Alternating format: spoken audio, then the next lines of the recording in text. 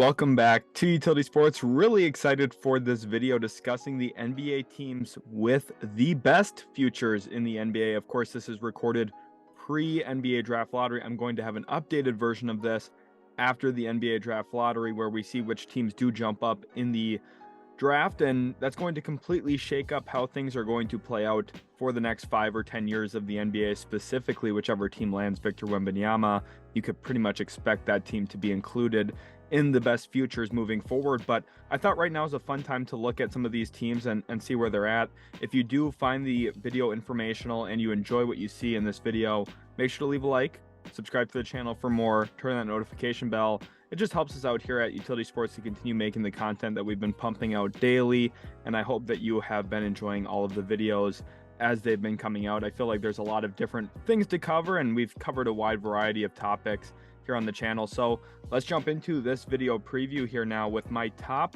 10 futures in the NBA. That's really what we're looking at.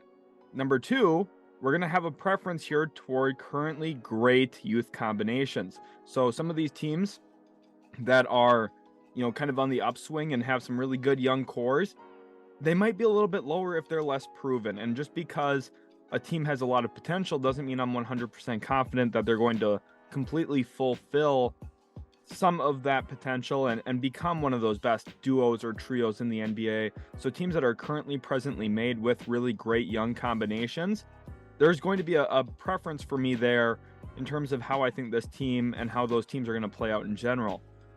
Also, I'm not predicting a team in this video to land first overall. This is, again, recorded before the NBA draft lottery, but a collection of draft picks is factored in. So if your team is sitting on a boatload of draft picks and draft compensation, they have the opportunity to continue to improve their team through the draft and through many drafts to come. They are included in this video more than likely, just because I like the direction that they're heading in.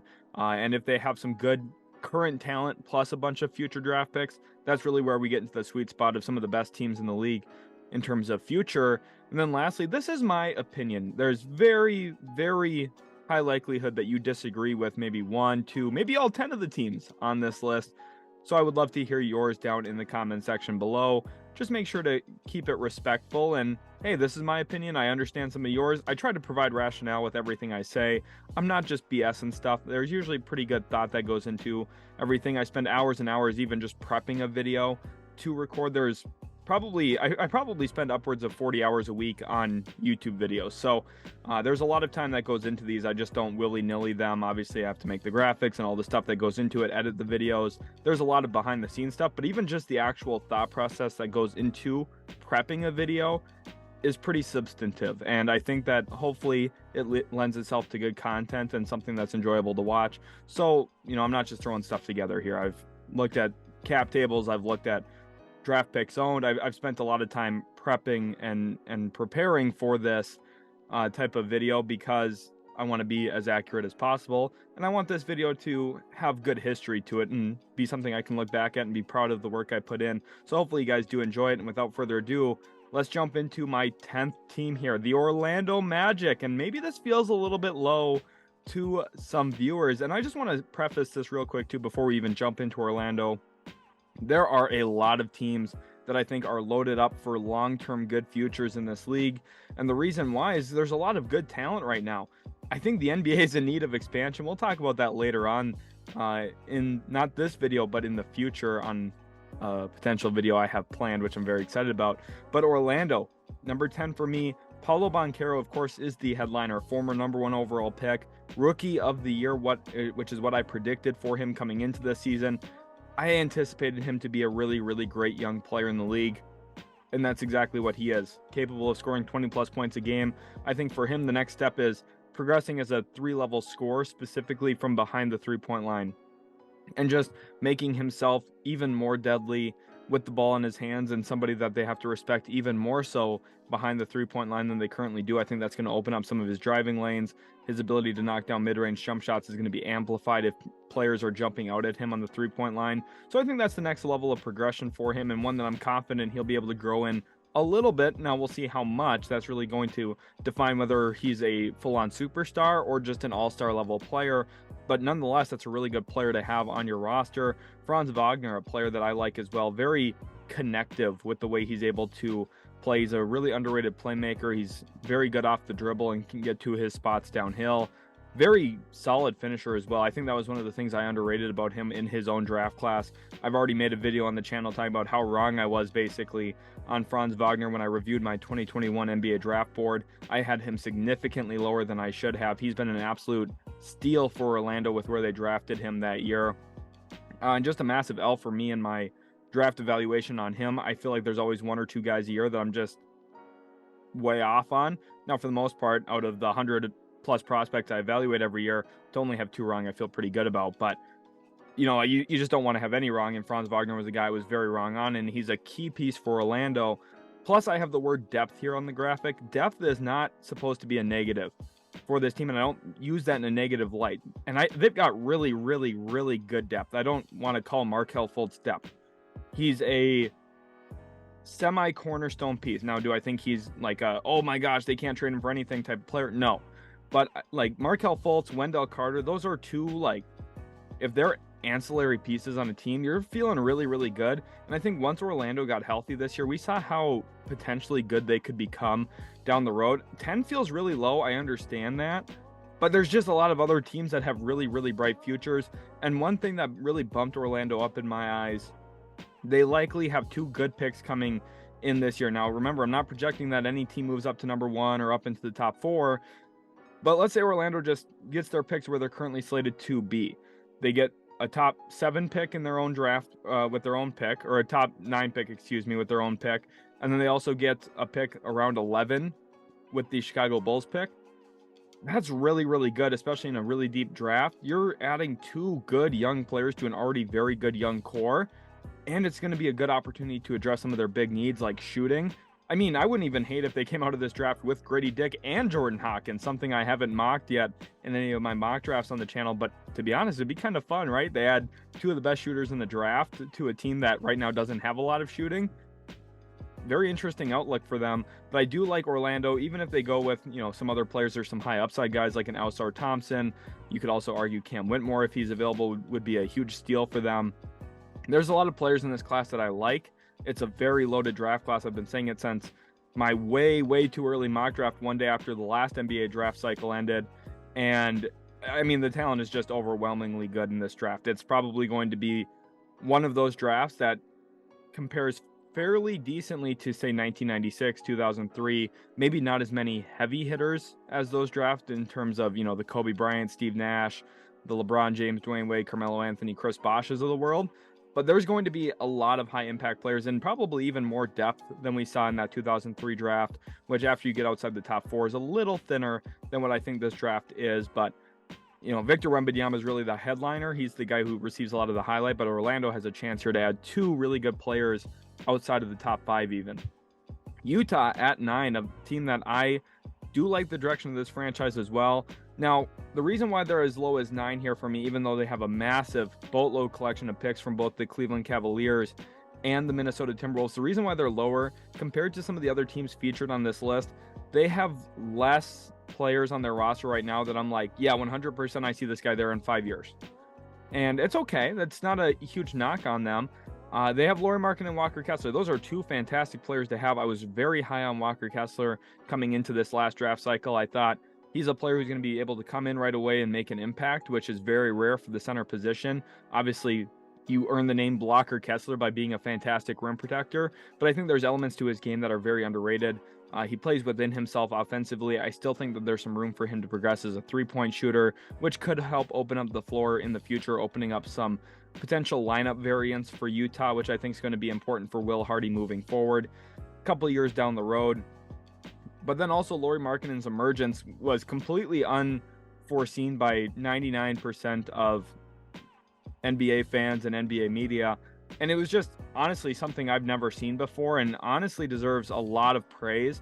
It's just very rare that you get a player who increases his usage while also simultaneously increasing his efficiency, both in extreme efforts. And I hope to see that continue. But outside of that, you could argue, yeah, they have Clarkson. Yes, they have Colin Sexton. They have some players that they like. But am I convinced Colin Sexton is going to be there in the year 2027? No, but that's okay. which is why having Danny Ainge is also really important. One of the better basketball minds in the world, consistently seemingly wins trades, comes out on the better side of things. Now, I think his draft pick resume has been very overhyped at times. Yes, I know he drafted Jason Tatum, Jaylen Brown. I understand that, but those are top 3 picks. Like, if you look at what he's drafted in the teens before, it's semi hit or miss. He's made some awesome selections and some really bad ones.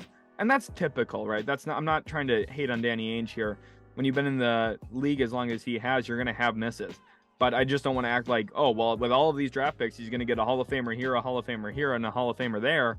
Probably is not going to play out that way. But if they add 1 Hall of Famer or 2, oh my goodness, Utah adding that to this core would be really scary. He's just very smart when it comes to providing basketball fit and just building this team the right way. I think he's going to do that. So they have a good young coach in Will Hardy. They've got good young pieces in Walker Kessler. Lauri Markkanen seems like he's really breaking out in this league. And they've got the draft pick capital to amplify those 2 players as well moving into the future, which is why Utah, to me, is a top 10 future in the NBA.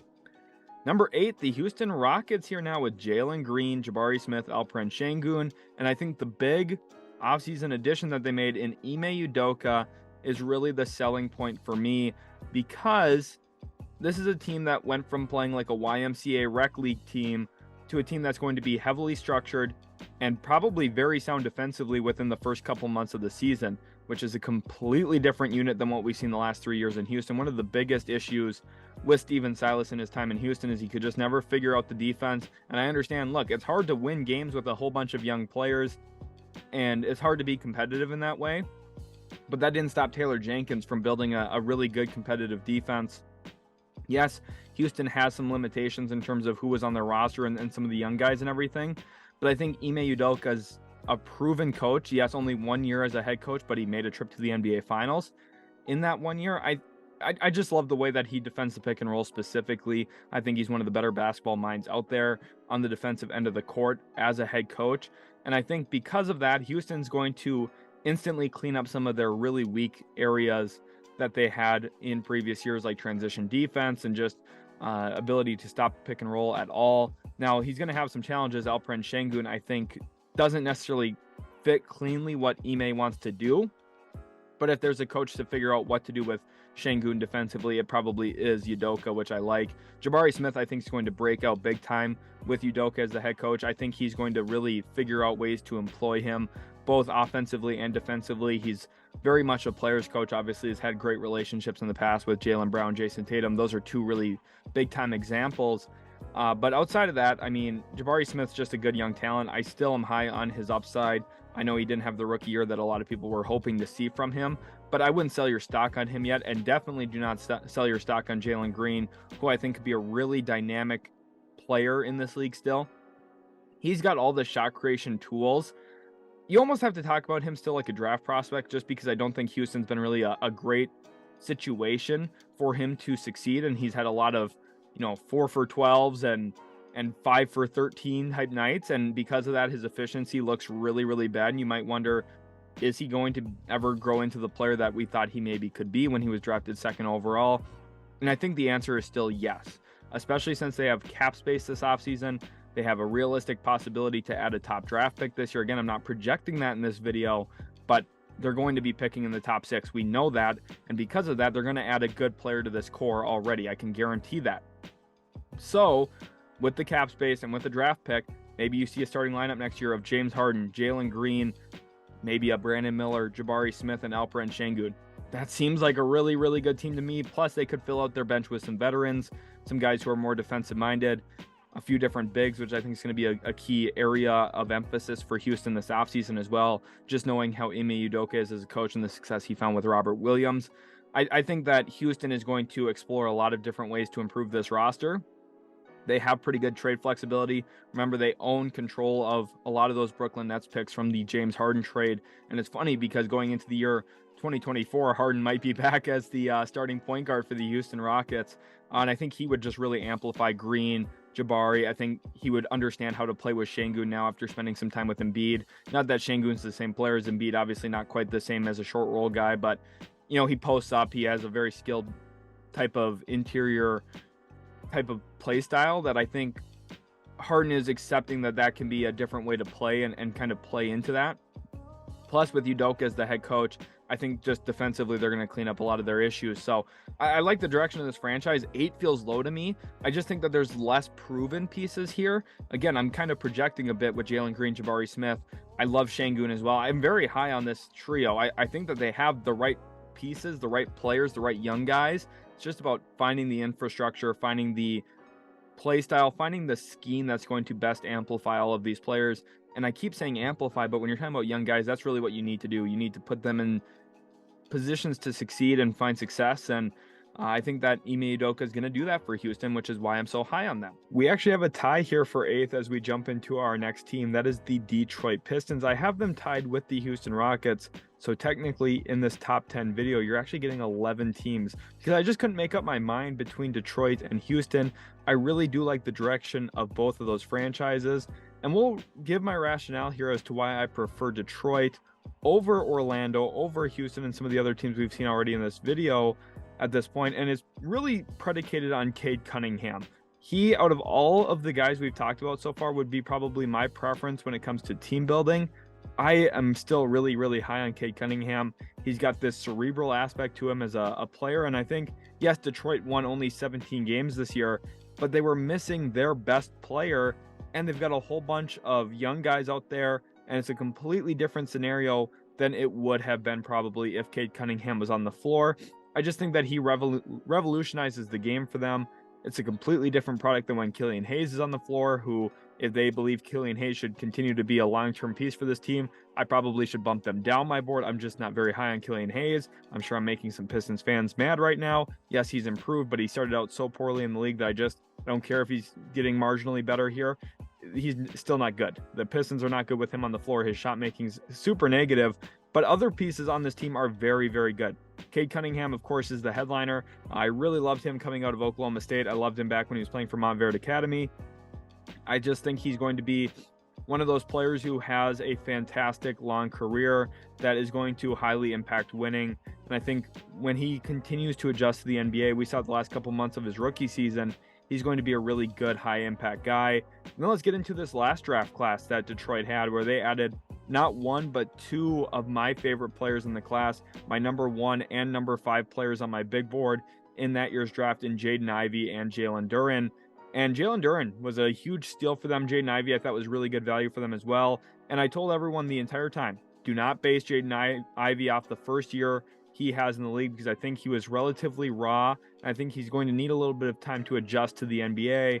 And to be honest, I didn't love the way that Dwayne Casey used him in Detroit with Cade Cunningham out. I thought the clear, obvious answer was put the ball in Ivey's hands, let him do a lot of stuff this year so he can learn, make mistakes, and benefit from it. And still somehow the ball found Killian Hayes more than it did Ivey. But I think Ivey does have a lot of the traits you're looking for when it comes to playing off of Cade Cunningham, which is why I think that the 2 of them could be a really nice fire and ice duo, which is what I had consistently called them back when I would mock Ivey to Detroit ahead of the 2022 NBA draft. And then Jalen Duren was just one of my favorite bigs that I've ever evaluated, because he's one of these defensive monsters that can just defend all over the floor, whether it's at the level of the screen, whether it's in drop coverage. It's just very rare to find a big like him who can, go out and hedge 25 feet away from the hoop and then recover and pin a shot, or just be a weak side rim protector guy, slide over and block a shot in that way. And I think, Detroit, yes, they lost a lot of games. They've been experimenting with these project bigs. I think that if one of the few bigs that they have on their roster ends up hitting behind Duren, I think Isaiah Stewart's really the safe bet for that. I think he's not even a project. We know what Isaiah Stewart is. He's going to be a very, very good backup big, which is all I think that they need. But let's say Wiseman hits and or Marvin Bagley hits, then all of a sudden Detroit's really cooking, because you have like this bench big who can come in and do some stuff for you. I think that's pretty beneficial for the Pistons if they have that. And I think a new coach coming in is going to give this team a lot of creativity, ingenuity that they're lacking, that they really badly need. And I think it's going to kind of reshape how we see this team with a new direction, new players that are finally going to be able to play together in Cade Cunningham, Jaden Ivey, Jalen Duren. I think that's a really strong trio, and that's a trio I would go to war with, honestly. I was very high on Cade, very high on Ivey, very high on Duren, And I think that these three players together are going to be the beginning pieces of a really good long-term stay in Detroit. Obviously, you look at Bojan Bogdanovic as a nice filler piece right now, but when we're talking about the future, it really comes down to these three guys and the fact that they're going to add a top 5 pick to this unit. I know I didn't want to talk about number 1 picks here. I'm not even mentioning his name. We all know who I'm talking about, but they are locked into the top 5 just with the way the NBA draft lottery works. We know the Pistons are picking in the top 5. Very likely it's a 52% chance, in fact, that they pick in the top 4. And if they do, they're going to be able to add a really good, intriguing talent. I think Brandon Miller would be a fantastic fit onto this team and really fulfill one of the needs that this team really seriously has, which is perimeter shooting and length and size on the wings. That with Miller, you could add in some defensive upside as well. He's a very good shot blocker in transition. He pins shots off the backboard rather consistently. He's got pretty good timing on that. So I think Detroit here, before we transition to number 7, I just really like what they currently have on their roster. Although they have less pieces, maybe less good pieces than some of these other teams, I think that long-term, the upside is significant and really substantial. And I think it's really all predicated off of Cade Cunningham, his development into a star in this league. Jaden Ivey, I think he has a pathway to becoming a star in this league as well. And then Jalen Duren, I think is going to be one of the best two-way versatile bigs in the league. Very efficient, knows his game offensively. He's going to be a fantastic screen and roll guy. He's going to be a fantastic dive guy, rim runner in transition.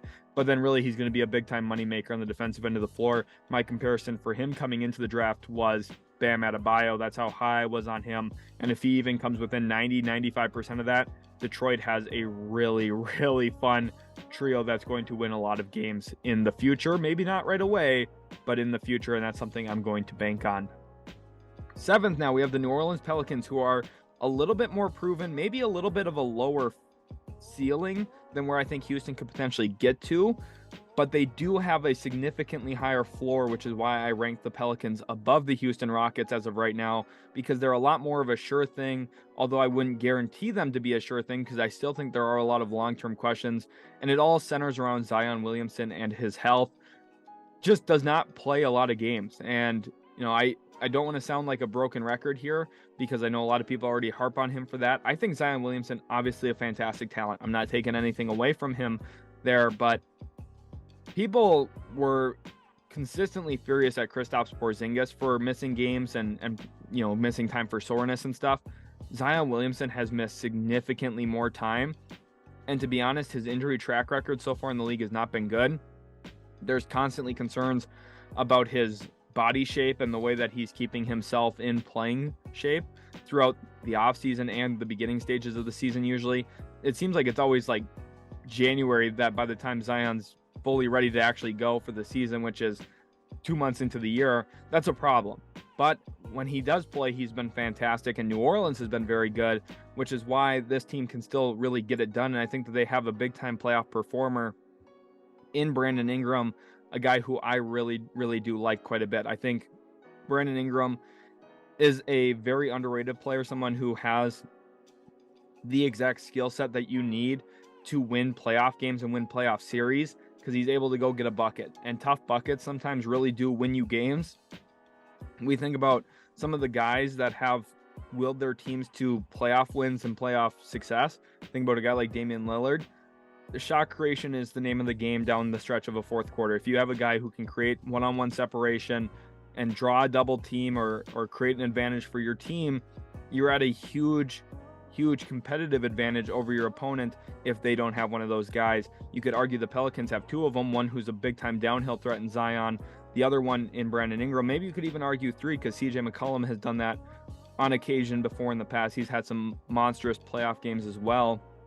Obviously, I factor him in a little bit less for the long-term future here for New Orleans, but the guys who I do factor in, wings. And it's fitting that the New Orleans Pelicans have a bird as a logo, because this team is centered around wings. Ingram, Zion, obviously the 2 headliners, but Trey Murphy III, I was so shocked when he went as low as he did in his draft. In fact, when the Memphis Grizzlies traded with the Pelicans to move up, they ultimately selected Zaire Williams. My thought when they made that move was that they were targeting Trey Murphy, who had been a consistent stock riser throughout most of the draft community here on the channel as well. Right before the draft, leading up to the draft, I loved his game coming out of Virginia as this like prototypical 3-and-D wing, but there's a huge plus to him because he can attack closeouts, highly athletic. Just a perfect mold of what you're really looking for to fill out rosters in today's NBA. And I think this year he took a massive step forward, which I love. Herb Jones, I was also very, very high on in that draft. I liked Herb Jones so much. I had him as a first-round and graded player in that class, which most people did not. Very proud of that in my own draft evaluation that year. And then Najee Marshall, a player who I think has really been under the radar for most of his career. I think he's a really nice wing as well. You amplify that with some bigs on this roster with Valanciunas. They also have Larry Nance, who, of course, really big part to the way that they play defense for Willie Green. Now, I know this team collapsed this season without Zion and Ingram in the lineup, and McCollum missed some time. They had a 10-game losing stretch, kind of really shifted the way that their season was going. They were on pace to be a 50-win team. Injuries kind of derailed them. Zion Williamson's lack of ability to stay on the court is one of those things that if he was able to play 70 games a year, you'd probably see New Orleans maybe as high as 3 or 4 on this list. I just couldn't convince myself on that.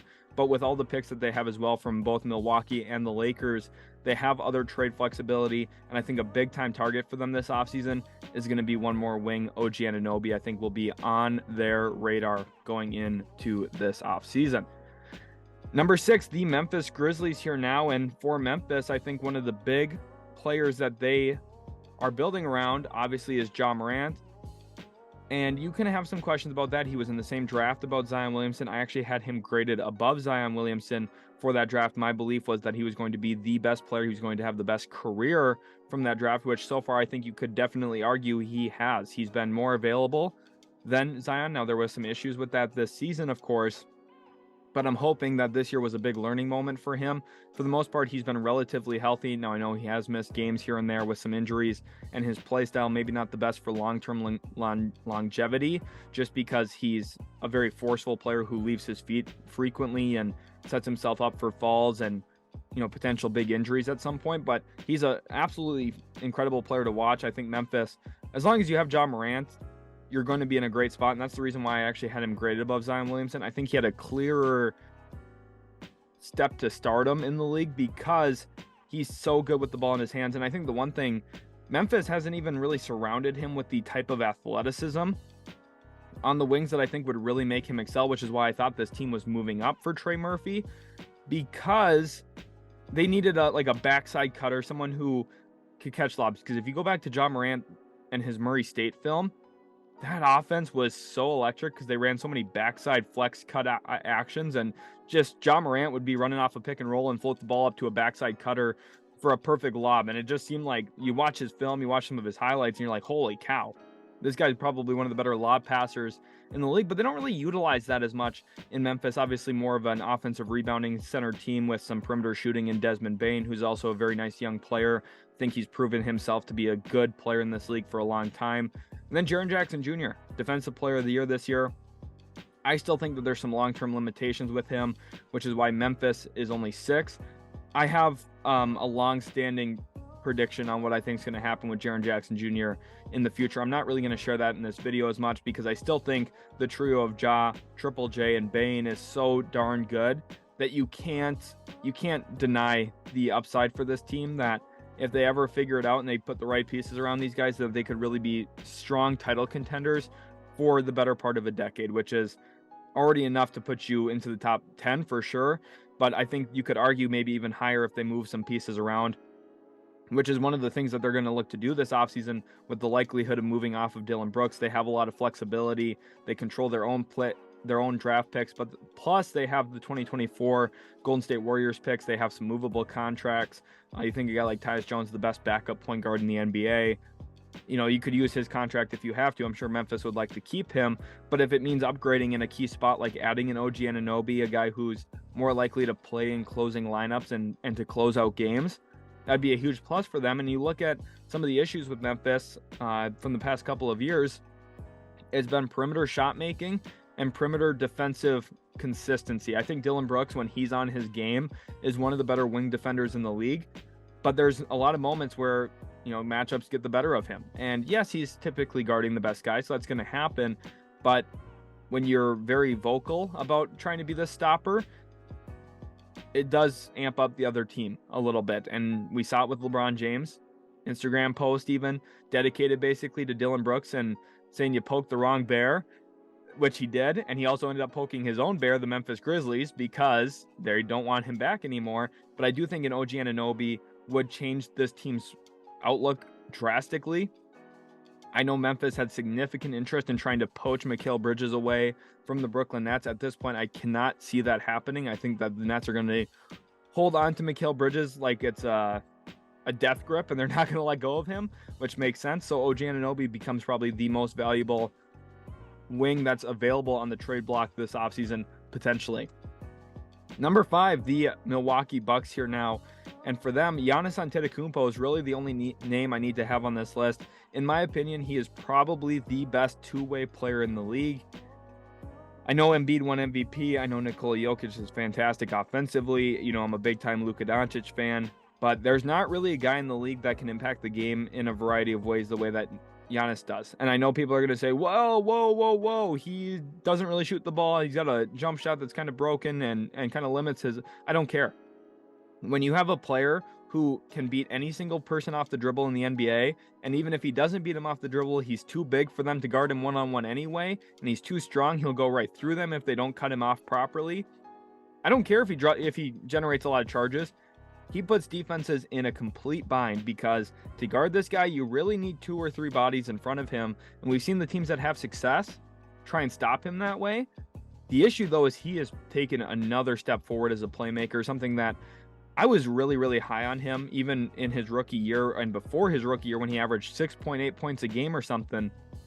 I remember one of my co-creators here at Utility Sports, I told him, I said, I would trade multiple first-round picks for this guy right now to get him. And this was when he's a rookie averaging less than 7 points a game. And, like, for me, I've been enamored with him ever since he came in through his own draft. Now, it's not like I was vouching for him to go first overall or anything. I wasn't that ahead of the game. I was also, like, 14 years old. So it's kind of a difficult situation there for me to have nailed that one possibly. But Milwaukee, like, as long as you have Giannis, you're set, because if teams load up on him, you surround him with the right guys who can make shots and knock down perimeter jumpers and then attack closeouts when that's necessary. A guy like Pat Connaughton's found a lot of success there in Milwaukee playing that way. Giannis to himself is a playoff team. He just is, because of the amount of attention he draws. Milwaukee will probably never miss the playoffs as long as Giannis is in the heart of his prime.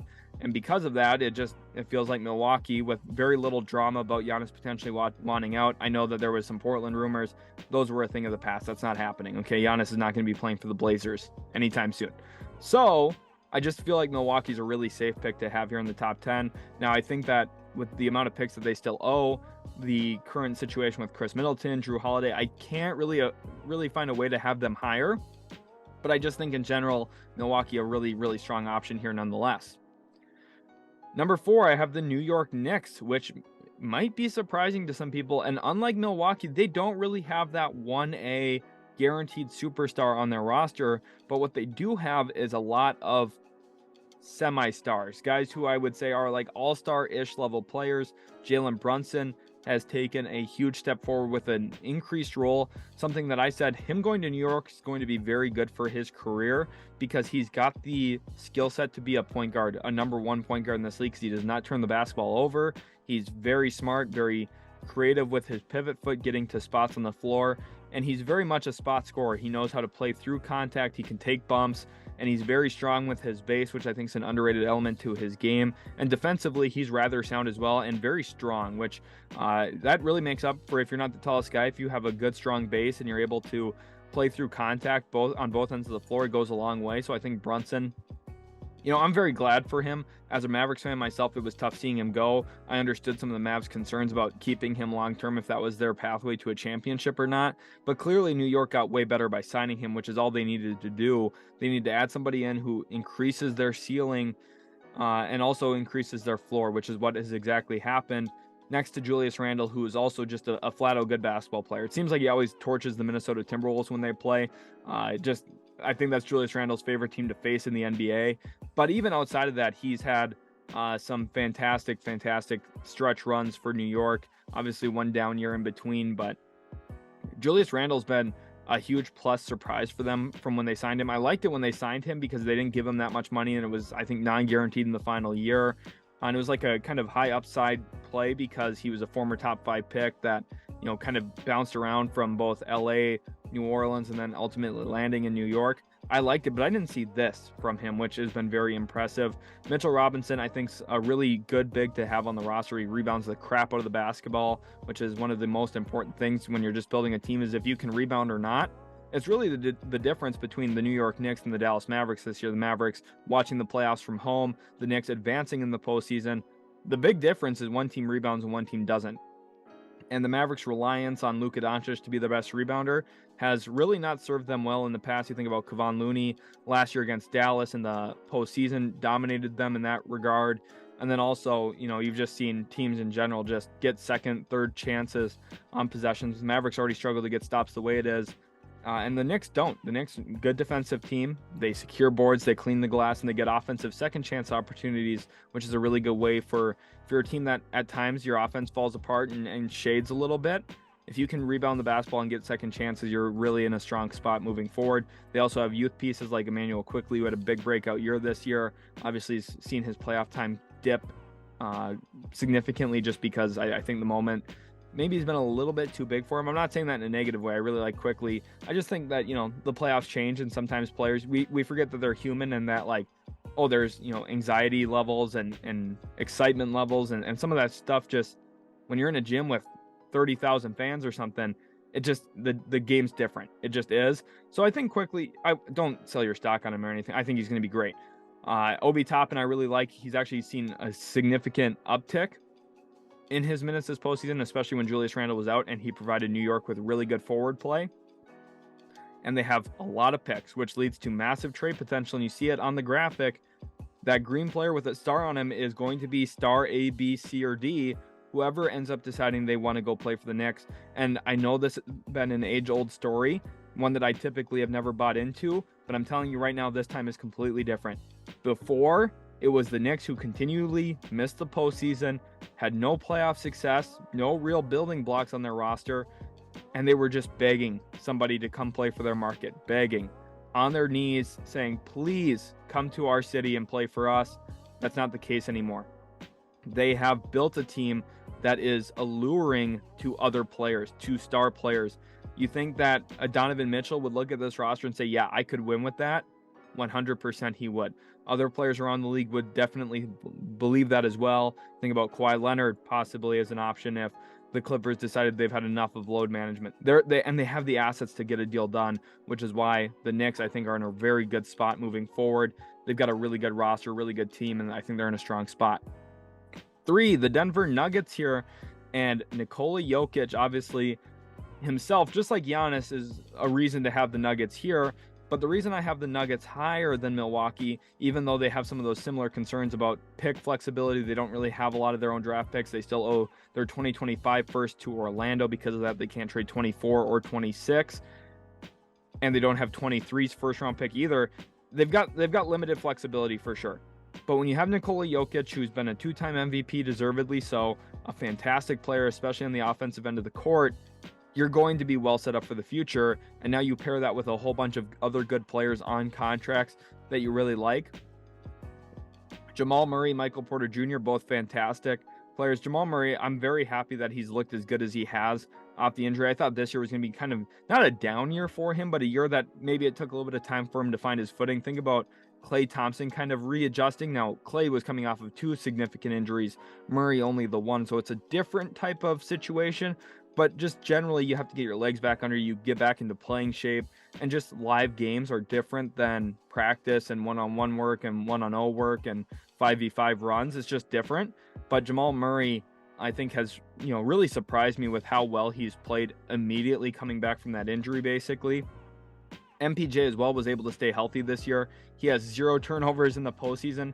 At the time I'm recording this, the assist numbers are probably pretty close to 0 as well. I should have checked that before recording. That's just a little MPJ joke for those of you who understand what I'm kind of referencing. big time shooter, loves to shoot the basketball, and he's very, very good at it, but he does move the ball every once in a while too. So I'm kind of having a little bit of fun here. Aaron Gordon, I think a good fit next to Nikola Jokic. The interesting thing for me is he's been very reluctant to shoot, even though I don't think he's like a absolutely brutal shooter.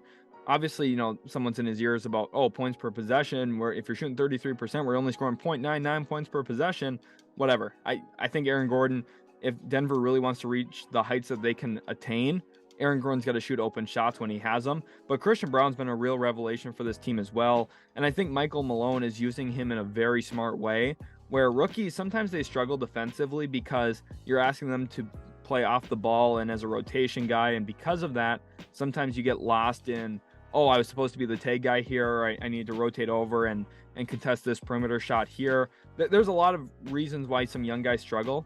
But Christian Braun's been really, really good in the role that he's been asked to play, which has been guarding ball.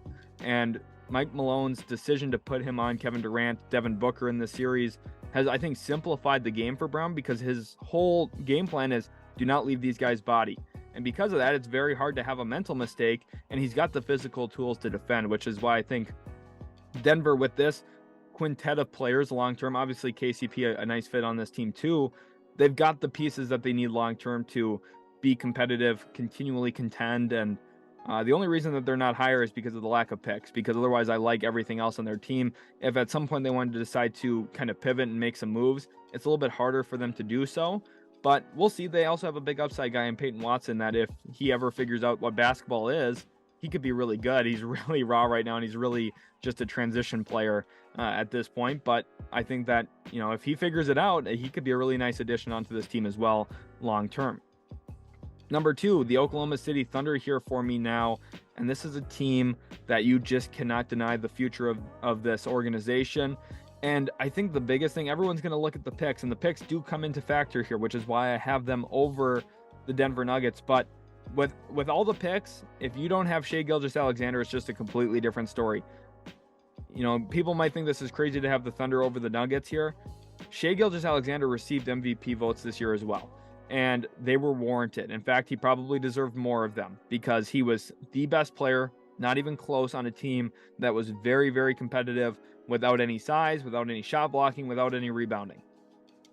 Shai had MJ type numbers this season. Now I know different league, different pace. It's a little bit easier to put up points per game as of right now, just with how many possessions teams are having. And obviously the elimination of the take foul rule changes some things too, gives you some more opportunities in transition. But just quite frankly, Shai Gilgeous-Alexander is a dominant player. Probably one of the best, if not the best driver of the basketball in the game right now. I would argue Luka Doncic is above him, but you could make a case for SGA, and I would not push back on it. He is fantastic. And they're already adding in a player who I think is going to be an all-rookie first-team member next year. Even though this is a stacked draft, they've got arguably one of the most intriguing guys in the league going forward. In Chet Holmgren, somebody whose talent I'm a big believer in, is a perfect fit into the way that they play. He's quick, he's mobile, he can handle the ball, he can shoot from the perimeter. But the real thing that they were lacking that he brings to them is shot blocking. He is going to have a ton of length, and he's got really good shot blocking timing, plus he's mobile. So he's able to defend out in the perimeter a little bit. He's going to be able to ride on guys' hips and stay with them when they're driving the basketball, and he's got the length to challenge around the rim afterward, which is one of the most important things. I think OKC is very, very well set up for the future. Not to mention Josh Giddey, who I loved in his draft class. I was the first person to mock him in the lottery. I was doing it months before everybody else because I love Josh Giddey's game. I think a lot of people were looking at him as a second-round pick, honestly, and I'm talking early process, obviously not like by June. People weren't thinking that. I'm talking about like October of the year before his draft.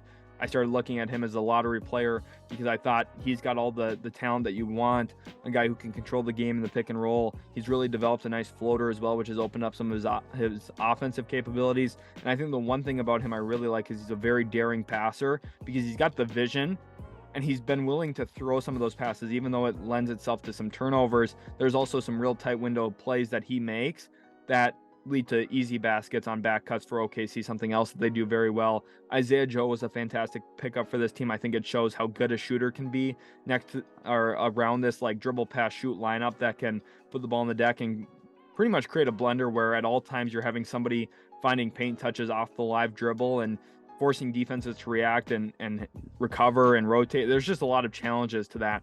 So Jalen Williams, a great addition as well. Both Jalen Williams, I should mention. The backup big from Arkansas is going to give his own rim protection when it comes to taking charges. He led the league in that this year, which was on my draft profile for him. I thought he was a very adept charge taker, charge drawer. And I think Jalen Williams from Santa Clara, the wing, obviously a first team all rookie member, when the voting will come out, very well deserved. He's phenomenal, fantastic. And I think just somebody who's going to have a really good career in this league. Plus they've got Sam Presti making the calls on some of those draft picks, plus trade flexibility. So OKC to me just had to be number 2. And the only reason they're not number 1 is because I just think this team's future is unmatched in this league. It's the Boston Celtics, who have the brightest, most clear, obvious, evident future in the league, because they have 2 all-NBA caliber wings that are extremely young. And I think one really underrated element to this, the 2 guys learned how to play together in the NBA. Brown only spent 1 year before Jason Tatum arrived, and afterward, the 2 of them figured out each other's games and figured out how to coexist. And there's no back and forth. There's no this, that, or the other thing. They play together. They play very well. Both of them are willing cutters. Both of them can isolate when you need them to. They can both handle in the pick and roll. They're both plus defenders. I know there was some narrative around Jaylen Brown being a not good defender after giving up that 28-foot 3 to Trae Young in transition when they're up by 1. What, you want him to let Trae Young drive up by 1 point? That doesn't make sense. I would understand if it was a 3-point game, you don't want it, but it's a 1-point game, okay?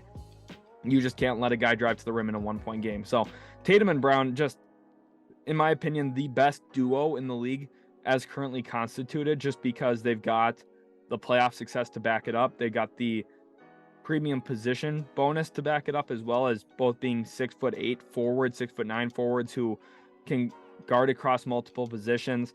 You can put them on guards when you need them to. You can have them rebound the basketball on the backside if you need them to.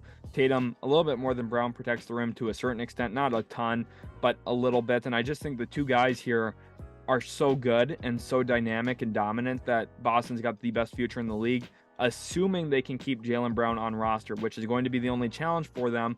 Is if Jaylen Brown leaves in free agency, it completely blows this entire thing up. But as of right now, my assumption is Jaylen Brown spends at least the next 5 years in Boston. And because of that, I think the Celtics, who've already made 1 finals with this team, multiple Eastern Conference finals, a lot of good postseason success, they're going to continue to find more and more of that, especially since Brad Stevens is running the show there, making all the decisions, calling all the shots. It just seems like he's never screwed up a decision so far as the GM of the Boston Celtics. Pretty much every decision he's made has panned out well. You think about Malcolm Brogdon, you think about Derek White, you think about somehow pulling Josh Richardson away from the Mavs for Moses Brown was a really nice move for him as well. I mean, they've just made a lot of moves that have set themselves up for other moves. You think about getting Al Horford from OKC in the Kemba Walker deal. It just, everything has worked that Brad Stevens has done. Everything he touches turns to gold seemingly. And Boston, hoping to add another banner up in TD Garden at some point, something I expect them to do within the next 5 years. Boston's a really strong future, and I think that they've got everything that you need to win a title at some point here coming up. Thank you for watching. I hope you guys did enjoy. Leave me your list down below. Remember, it's a-okay if we disagree on some stuff, or if you have some team a little bit higher than I have them. And remember, Victor Wembanyama is going to shake this whole thing up. There's going to be some new teams, some new crazy stuff after the lottery. I'm planning on kind of re-recording this entire video with my new, updated, altered version after the lottery really moves some stuff around. Say a team like Houston moves up to 1. We're probably not seeing them as low as 8 on the future list, which is what's really exciting about this. Again, I hope you guys did enjoy this video. It was a lot of fun to record. I hope you enjoyed it while watching, and we'll catch you in the very next Utility Sports video.